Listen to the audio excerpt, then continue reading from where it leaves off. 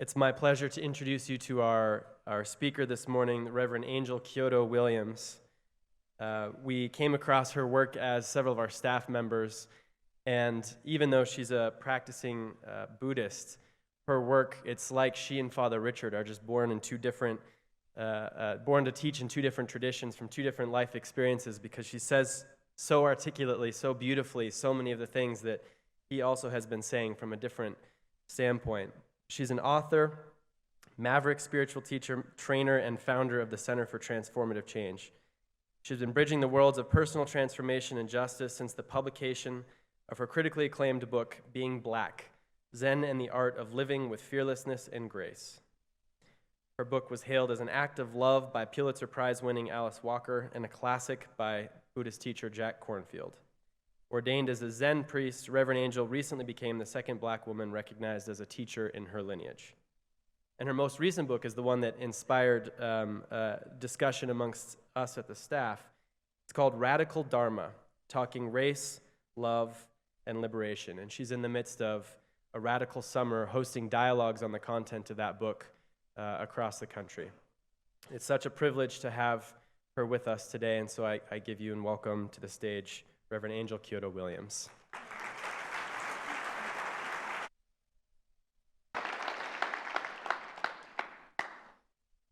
It is bright up here. So if y'all don't mind, I'm going to take off my shoes.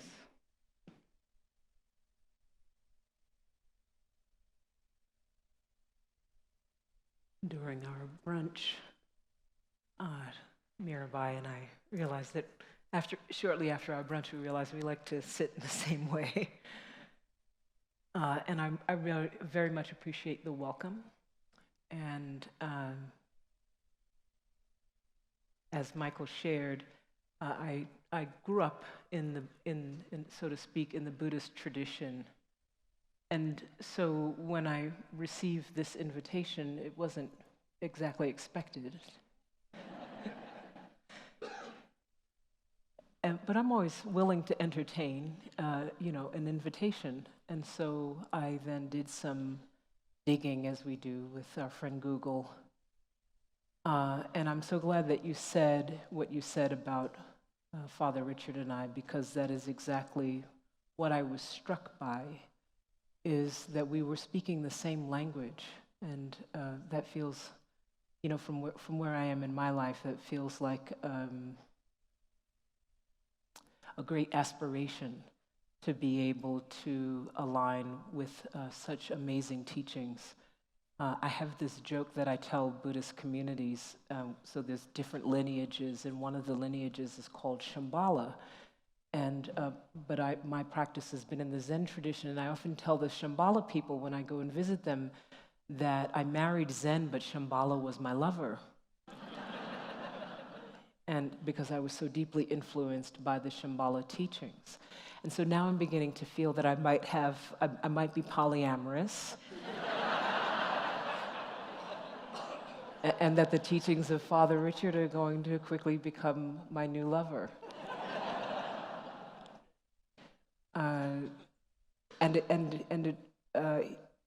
We were at brunch, and I said, this is actually healing for me, because most Buddhists that are older than 25 are from one of the Abrahamic traditions. We all grew up here, if we're Western, and so we all have this sort of dual relationship with the religions of Abraham, whether that's Judaism, even Muslims, but it's mostly Christians and Jews that are runaway Buddhists or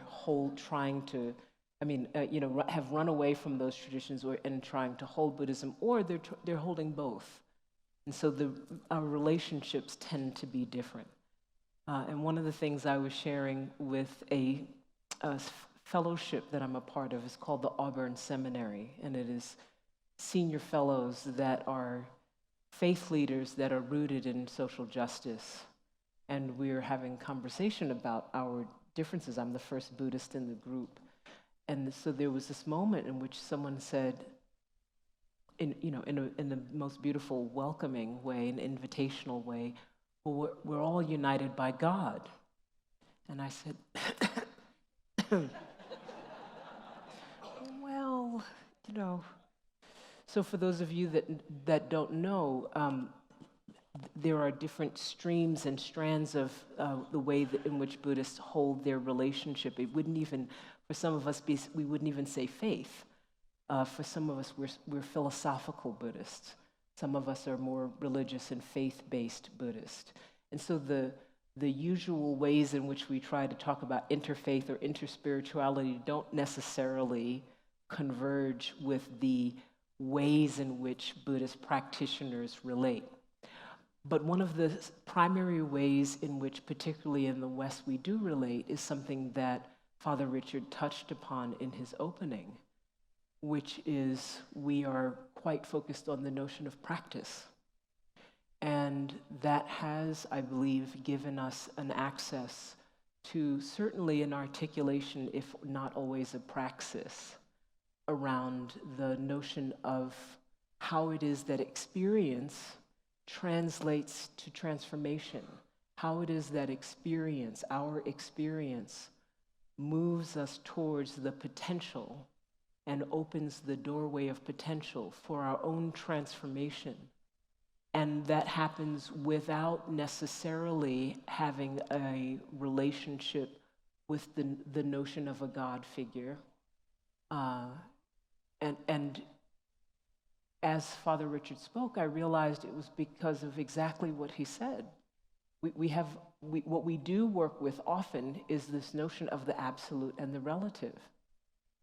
And well, if the absolute is what we call God, then that's exactly what Buddhists are focusing their relationship on, is to have and allow for themselves a direct experience with the absolute that is then carried through their lives, through their relative lives. But that absolute experience is what we endeavor to live with and live in the presence of at all times. As I said, it doesn't always work out like that. There's a quote that I wanted to share with you.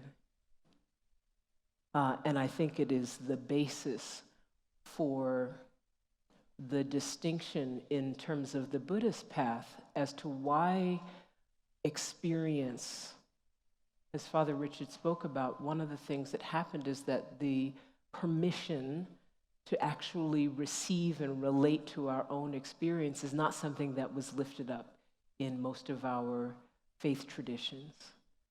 But in the Buddhist tradition, even though it also exists, that reality exists particularly in the monastic arena of the Buddhist tradition, the very, very major thing that I think particularly Westerners grasped onto, because we were already trying to grapple with Judaism, we were trying to grapple with Christianity and the ways in which we felt denied our experience or not enough of a direct relationship, or having to negotiate an intermediary in our direct experience.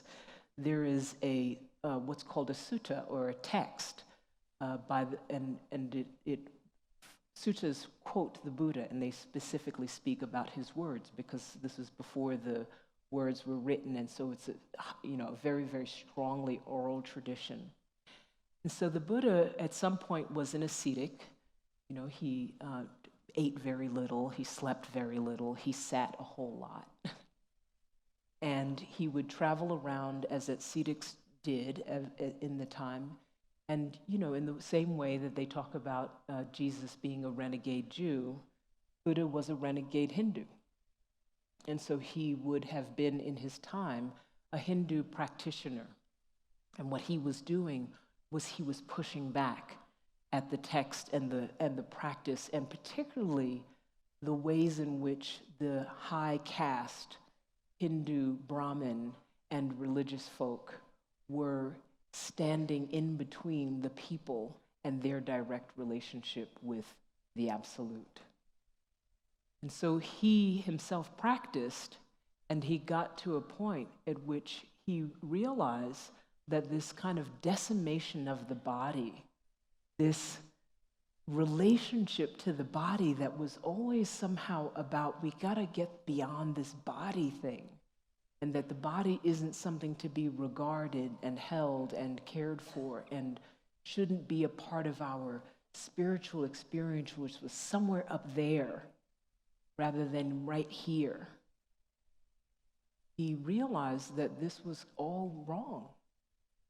And he realized that by literally taking his body and sitting on the earth. And there's quite a story that goes along with that, in which he was challenged by desires that, of course, represented by a female name. Mara sent all kinds of temptations to this body that the Buddha, the historic Buddha Gautama, lived inside of. And he just sat. He sat with his own experience. And in that sitting and that contemplation of what this body actually is, what our own direct experience reveals to us about the truth of the absolute, he came into his own awareness, his awakening, that in fact, this body is our pathway to liberation. That in fact, it is the suffering that we experience that when acknowledged, when felt, when not suppressed, not denied, not run away from, opens this doorway to our transformation. And whenever you figure something out for yourself, of course the powers that be aren't going to let you just get away with it. And so the powers that be said, how do you know? How can you possibly be so sure? And the Buddha reached down and he touched the earth. And he said, the earth is my witness. The earth is my witness. And in that gesture, which is a well-known mudra or gesture that is seen on many Buddha statues or iconography, what the Buddha did was in one fell swoop said that my direct experience is valid. My direct experience is the knowing that I need in order to be in my relationship with the Absolute. And it's all I need. It is all I need. So he goes on and he, of course, from that realizes that this whole decimation of the body thing is not really very skillful. And he feeds himself, he eats, he enjoys himself, he probably had a beer. And he continued to walk what is known as the middle way. To find that right relationship between the relationship we have with the world, with people, with our emotions, with our senses, and to do that relative relationship in the presence of the absolute awareness of our unassailable oneness, our unassailable connection to all that is. And that is the path of the Buddha. And it is essentially the path that Buddhists seek to follow. And we ourselves have, and we were talking about Ken Wilber's clean up, grow up, wake up. And I said, without having that understanding or awareness of Ken Wilber saying that I have long had a conversation that I felt was important with people that are practitioners of what we'd say the dharmic paths, which include people that are yoga practitioners as well, that they had to grow up to wake up. Because what the dharmic traditions have done, because of their access to that awareness of experience and the absolute, so we've been permitted that kind of access. But what we've done instead is bypassed and tried to go straight to the wake up without the grow up. And so all of our traditions have something to learn from each other. And we have a way in which we have to go back and we have to heal the aspects of ourselves and our traditions and our teachings that give us a kind of back door to avoiding our own personal realities. Our own personal realities and also our social realities.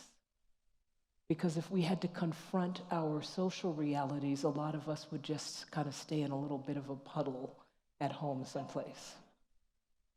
And so for the Dharmic religions, what we are missing in the paths are, in fact, what a lot of I envy in Jewish practitioners and Jews and Christian practitioners that are committed, in fact, to justice and are committed to the social sphere and having an understanding of the relationship that we all have as the children of the absolute God, of the direct experience. And we have to do our own form of healing because many of us have cut off from that path of doing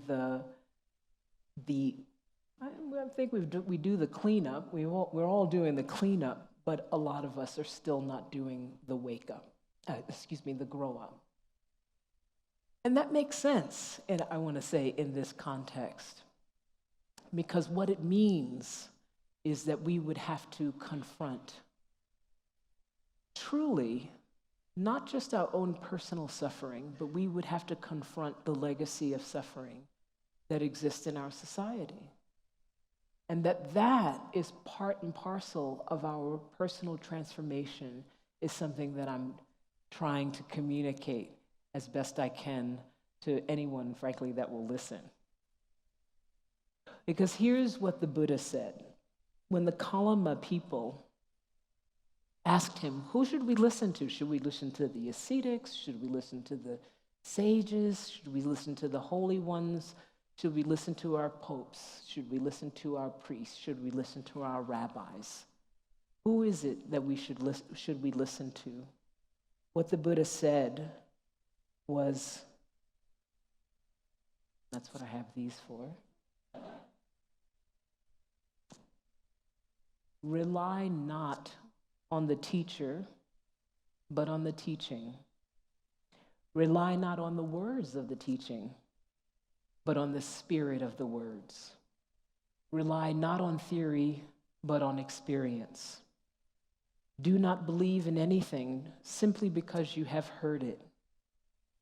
Do not believe in traditions because they have been handed down for many generations. Do not believe anything because it is spoken and rumored by many. Do not believe in anything because it is written in your religious books. Do not believe in anything merely on the authority of your teachers and elders. But after observation and analysis, when you find that anything agrees with reason and is conducive to the good and the benefit of one and all, then accept it and live up to it. So I think I might not be nearly as kind in this conversation about transformation as Richard suggested that I might be.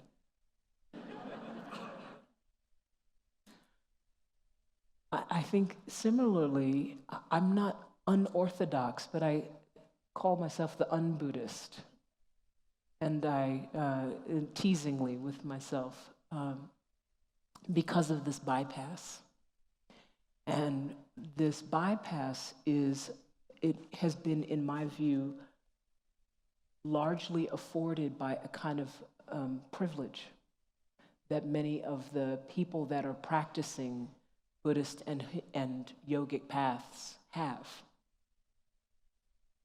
And when I think about our history as a country, one of the things that occurred to me about this conversation about experience is that we have been, as a nation, rooted in a terrible denial of our experience, a terrible denial of the suffering of the peoples of this land, the original peoples, and a terrible denial of the suffering of the people of the African diaspora that were brought here to enrich peoples of this land.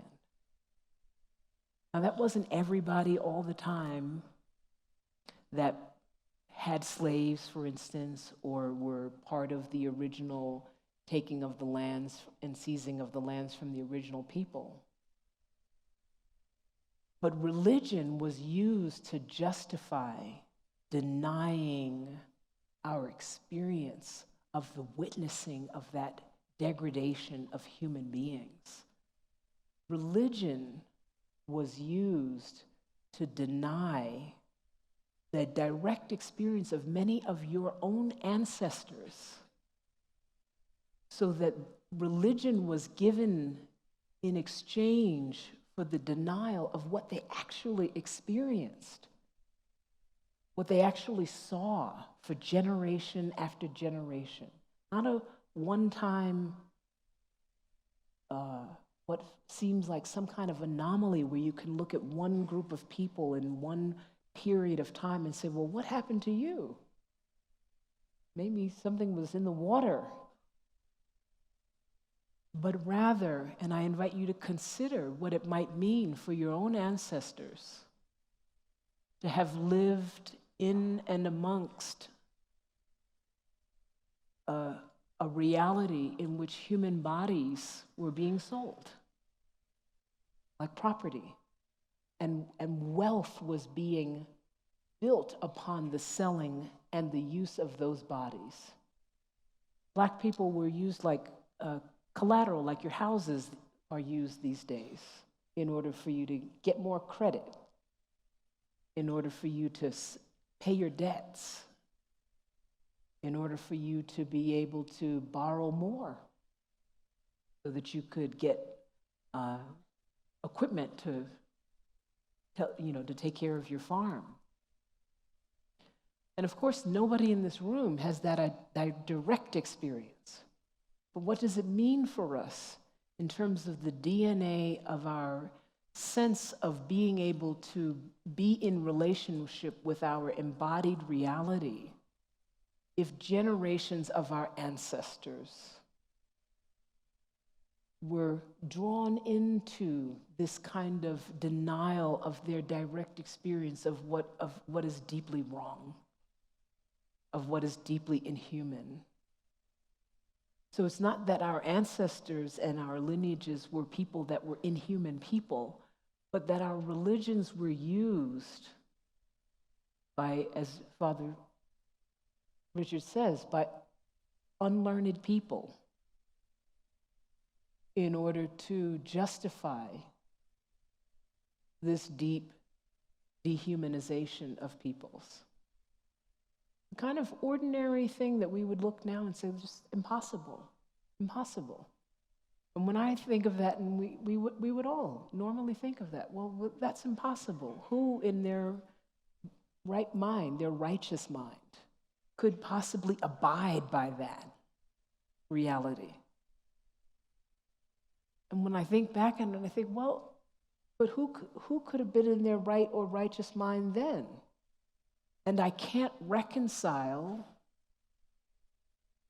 through my own practice that somehow those people were evil, that somehow those people were not fundamentally good in the way that Father Richard also talked about is a dramatic departure from the tribal relationship and orientation around punishment and justice that is retributive rather than restorative. Through my own practice, I dropped into the relationship of justice that is one that is restorative. And in order to do that, one has to have a renewed and transformed at the cellular level relationship with humanity that suggests that every single one of us are expressions of that absolute, of that God. And therefore, we must be good. And therefore, we must be good. And so then when I look back and I say, well, then what happened? We had our teachings twisted. We had people left to just take part of the teachings that served a particular group of people.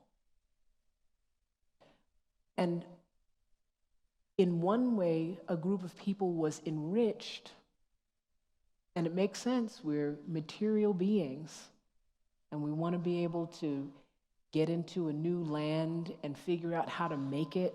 We want to figure out how to eat. We want to figure out how to prosper, because many of us were actually leaving a country in which we could not prosper and worship in the way that we wanted to worship.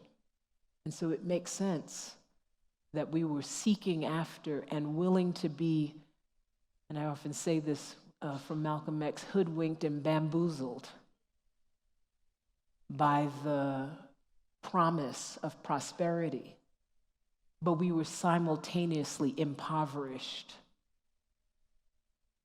We were simultaneously impoverished in our capacity to be embodied, in our capacity to be in direct relationship with our felt experience, so that we now deny the suffering that is right in front of us, as if it's just not there. We deny the amazing ability we have for analysis and questioning. We set it aside and we don't say, how could it be that a particular group or groups of people could persist in inequity in the greatest land, the greatest country in the world, if you believe that story? But if you buy it and you're not wondering, then what has happened here? You're not doing a harm to those people that are suffering. You're not doing harm to the people that are under the burden of inequity, which, by the way, it is astonishing that any peoples, indigenous peoples, Black people, Latinos, could thrive at all given the conditions and the setup for them to remain impoverished. It is amazing. So I just want to say from this stage, from this moment, from in front of these people, and to the world watching, 22 countries out there and 10 here, that we should hold in our hearts, just out of an ordinary humanness, a deep honoring of every single person in this country that has been able to make something of themselves despite the structures that exist to keep them impoverished in inequitable spaces, in locations in which they're not able to thrive, and yet they're able to do it. Because we often talk about the inequity.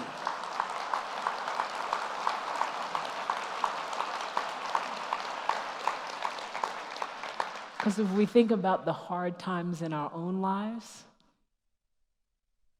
and we celebrate what it means to come through those hard times, what it means for people to come through it for generation after generation, to make it through after 400 years, that's amazing.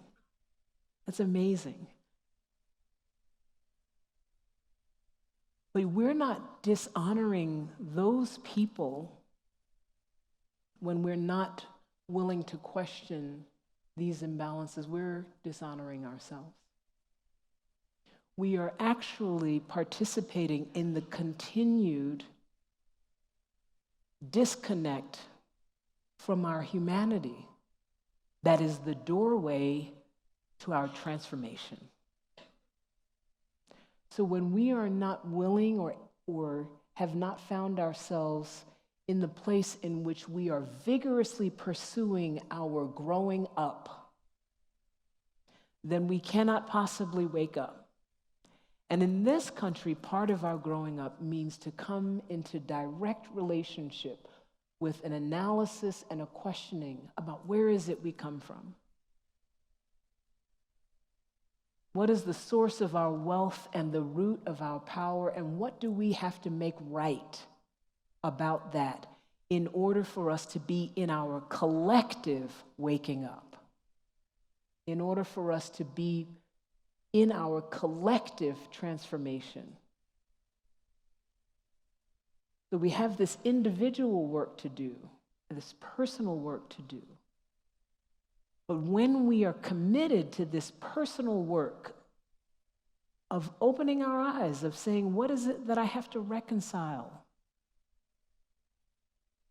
I don't have to beat myself up forever. I don't have to look back on my ancestors and hold my head in shame.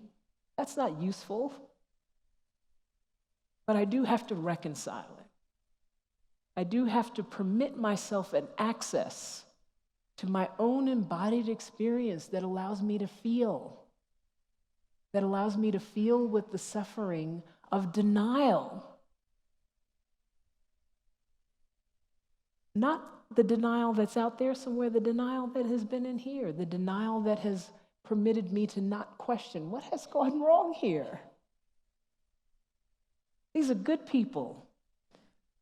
And our mothers and our fathers and our grandparents and our great-parents, great-grandparents came here to be good people. And something went wrong. We have to permit them the access to their full humanity by not denying that something went wrong, and that they were complicit in something that went very, very, very wrong. And when we allow that, when we allow the wholeness of their experience, of the experience of this nation, when we allow ourselves a confrontation with the suffering that must have been felt in order for people to even be able to abide by such witnessing. Do you hear what I'm saying? What suffering must there have been for other human beings, for our ancestors to even be able to abide by the witnessing of that suffering? What kind of suffering, cut-offness, disconnect could have been true for them?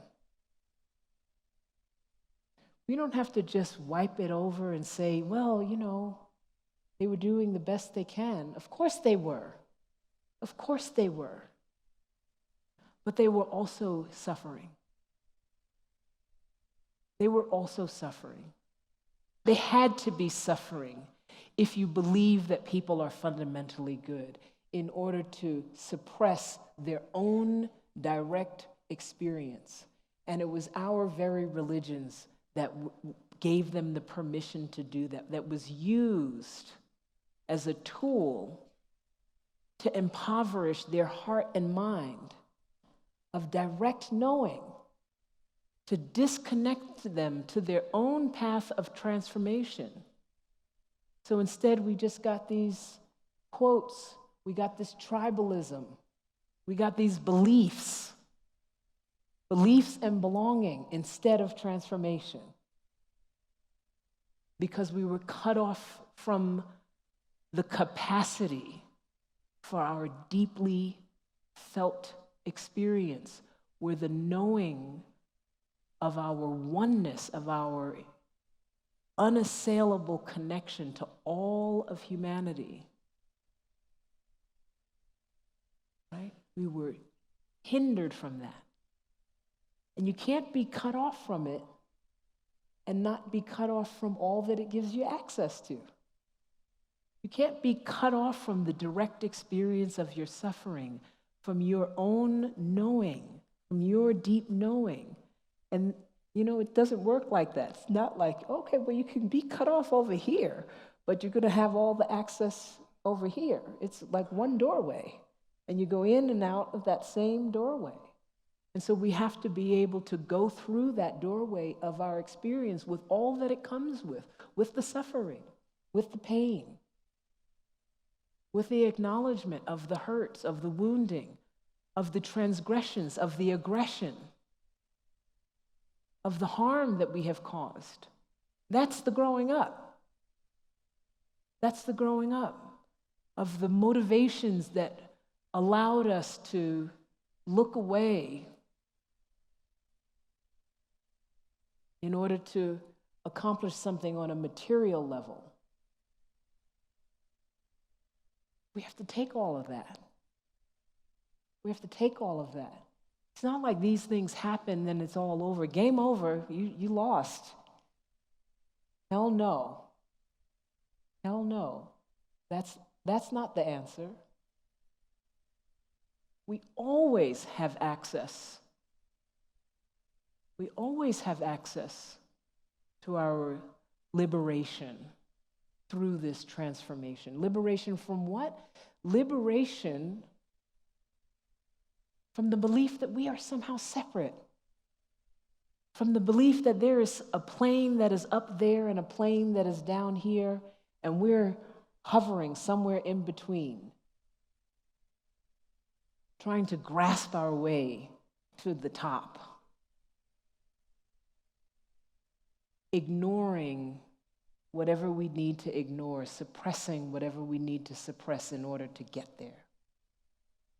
That's not the way. There is no way in that way.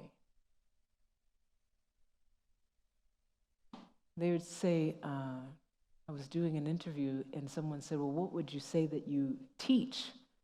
I said, well, the historic Buddha said that he taught one thing and one thing only, and that was suffering and the end to suffering. And in listening to Father Richard, I realized, oh, that suffering message, that's kind of hard in Judeo-Christian society. It's like the Buddhists are always talking about suffering. So I like to think that I teach one thing and one thing only, which is liberation and the path to liberation. And that path to liberation includes our suffering. It includes a willingness to accept the ways in which we have been less than we would have liked to be. At moments in time and in moments in history. Sometimes for really long spans. But that doorway to transformation is always there. It is always there, and it is always available to us. And it is ours to choose to walk through. But we have to take all our baggage with us through the door. All the baggage with us through that door. We don't have the option to say, well, I'm going to pick and choose and leave some of this stuff behind.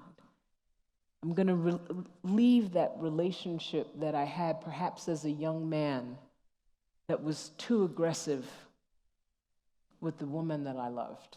I'm going to leave behind that relationship that perhaps I had as a woman that was not fully prepared to have the children that I bore. And so didn't always wake up full of love and joy and happiness every day. So maybe I was a little stoic or a little tense or a little contracted and not as open as I would have liked to be. I'm going to leave that experience that I had of witnessing the way in which that one different person, that one Black person, that one Asian, that one indigenous person was treated in the school that I came up in the community, in the town, that one family. And I felt in my heart that it wasn't aligned, with the absolute, it wasn't aligned with my knowing. But it felt too overwhelming to confront. So we exist in these kinds of conflicts in which we have been beset with this notion of a choice that either we are good people and we have done all the right things, or we are bad and it's all over.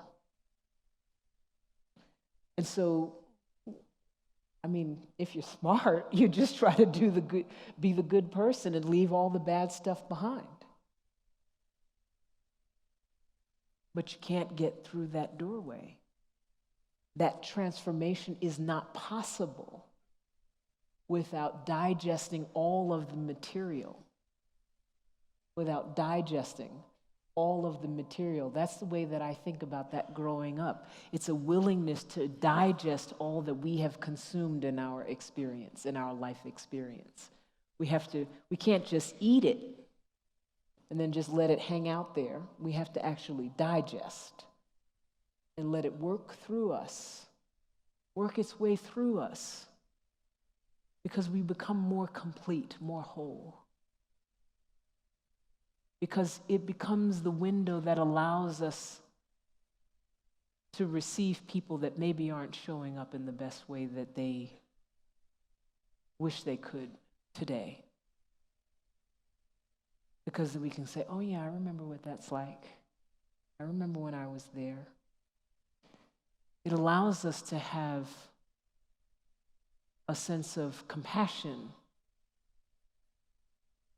for some of these stories that feel horrible to listen to.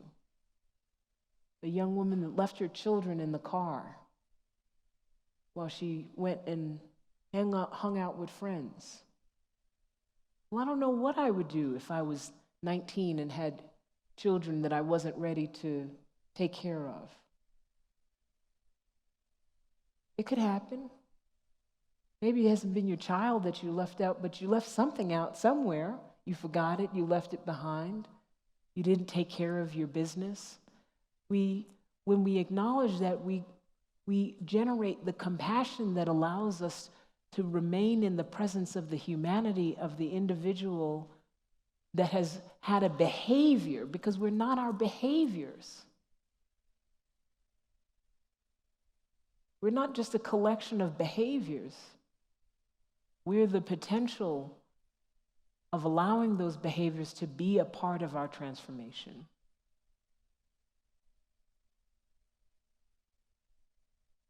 We are these great vessels that are working our way towards seeing the intimate and intricate interwovenness of all of our experiences together. We are having our individuated experience of one thing, of this one life. But if we're holding on to trying to be a certain kind of way, to look a certain way to the neighbors, to our parents, to our children, then we can't allow ourselves the fullness, the richness of what it means to be human, of what it means to suffer, of what it means to fail, of what it means to miss the mark, of what it means to acknowledge a history that missed the mark.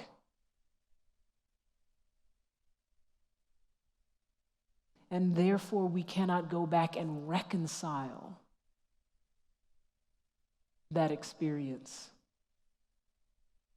and allow it to be that which makes us more in contact, moving towards that absolute relationship.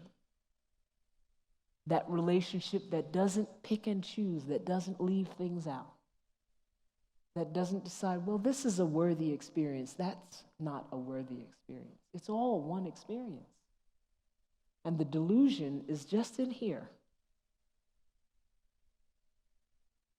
It is that doorway to transformation that allows us to see God in the bathtub. And without that experience, without that willingness to be in the conflict, and to allow the conflict of this is awkward. This is an awkward history, folks. We are living in a place that this is, that's an understatement, an awkward history. Where we are sitting now as a nation is just awkward.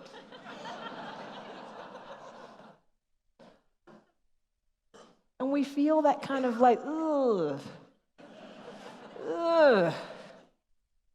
Well, I wasn't there. I wasn't there. I didn't quite know about it. It wasn't my ancestors. I'm a Jew. We just got here.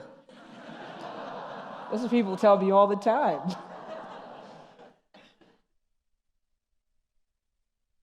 But we've got to let the awkwardness be there. And then we see God in the bathtub. And we see God on the street corner, downtown Albuquerque, as we do our walking meditation. And we see God in the redneck trucker hat, driving a big truck, looking maybe like he's not having the best day. But we see God there. And we see God over and over and over and over again until we realize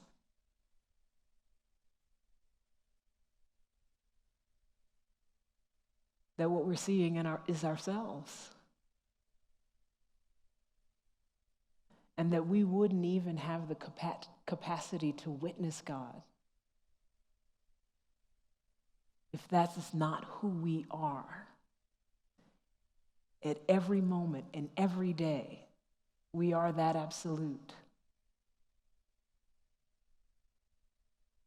And we do our best inhabiting this relative experience of difference, of this and that, us and them, hate and love, war and peace, good and bad. We do our best to navigate that. But at every moment that we can remember and wake up and wake up and wake up to the singularity of our experience, that it's not there someplace, it's in here, it's all just one, it's all just one. And there is no separation. Then our lived experience is that absolute experience. Nothing's a hindrance. Our children are not a hindrance.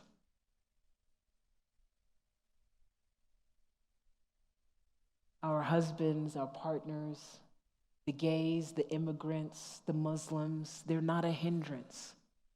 They're our experience. They are our capacity to love. And as willing as we can become to fold them in to this one moment, to this one life, then we simply become that expression of the absolute. We don't have to be in the presence of it because we are in the presence of our own selves. We simply become present to ourselves. And in that becoming present to ourselves, our knowing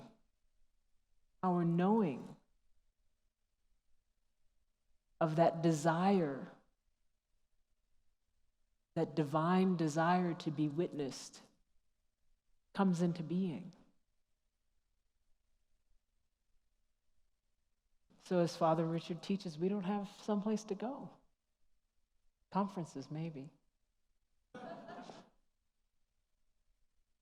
We don't have to get it from someone else. But more importantly, we don't have to leave anything behind. In fact, it is our willingness to include, most especially the parts of us that we would rather run away from, that we would rather turn our back on, that we wish had never happened. The conflicted awkwardness that we wish we didn't feel.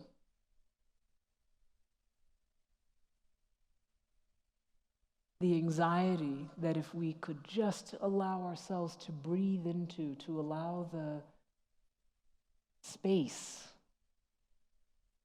to be our friend, to be our home, to settle into it, it can hold us.